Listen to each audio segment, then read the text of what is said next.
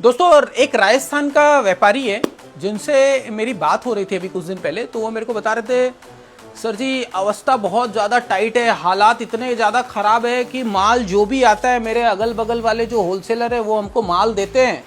माल देने के बाद में जब तक बिकता है, बिकने के बाद में होलसेलर आकर के छाती पर खड़ा हो जाता है कि भैया पैसा दो। तो मेरे को तो लगता है यार मैं बिजनेस खुद का पेट चलाने के लिए नहीं, मैं तो अगल बगल वाले होलसेलर का पेट चलाने के लिए कर रहा हूँ। गलत, ऐसा नहीं है। होलसेलर क्या करेगा इसके अंदर में? आपको माल दे रहा है अगला, आपसे तो पैसा ले गई। मैं उनको एक ही बात पूछता हूँ, भैया आप एक बात बताओ कि आपका स्टॉक का टर्न अराउंड टाइम कितना है?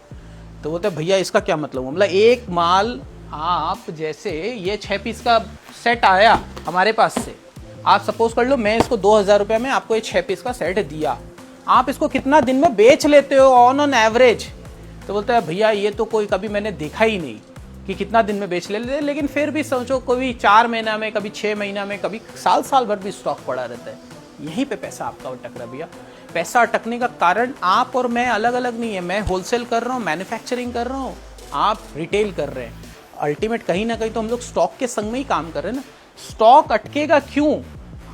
हम लोग जो करते हैं, मैं जो करता हूँ, मैं आपको अपना एक्सपीरियंस बताता हूँ। मतलब ऐसा हवाई वाला बात नहीं बोल रहा हूँ। कोई भी स्टॉक बना हमारे पास में, ये आज स्टॉक बना है, ये स्टॉक का हम लोग जो टाइमिंग रखते हैं वो रखते हैं 120 दिन का। 120 दिन का कैसा सोचिए, इसके अंदर में आपको बहुत बेनिफिट होने वाला। आप अगर एक बार करके देखना, पहला जो 60 दिन होता है ना, जब स्टॉक आपका सीजन चालू हुआ, जो पहला 60 दिन होता है ना, वो 60 दिन के अंदर में प्रीमियम कमाओ। खाली मैं आपके लिए बोल रहा हूं, अच्छे से समझ लो, दोबारा वीडियो को देख लेना।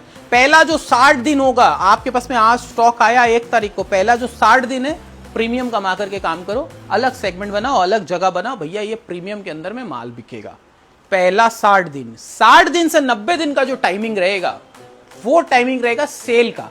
आप माल परचेस किए 200 रुपए में, माल आप बेचो 400 रुपए में। उसके बाद में 60 से 90 दिन वाला जो टाइमिंग रहेगा, उस समय उसके लिए 20% 25% का सेल में लगा दो कि भैया ये जो आइटम है, ये जो काउंटर है ना, ये सेल का काउंटर चल रहा है। ठीक है, क्लियर है? उससे उसके अंदर में आप सेल पे डाल दो।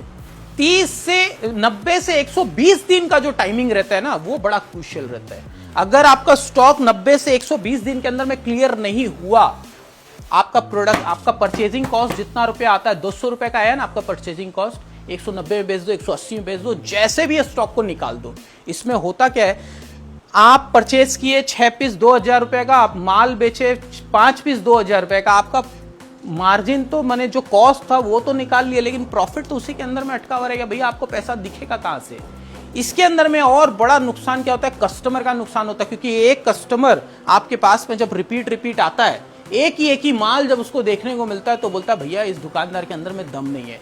आप जब इस तरीके से करने लगोगे ना, तो आपका स्टॉक बहुत स्पीड से निकलेगा, और स्पीड से जब आपका स्टॉक निकलेगा तो सेल पे भी डालने की जरूरत नहीं पड़ेगी और कम दाम पे भी बेचने का जरूरत नहीं पड़ेगा। क्योंकि कस्टमर हमेशा उसको लगेगा कि भैया इस दुकान के अंदर में एनी टाइम नया आइटम मिलता है। आप एक बार करके देखना भैया।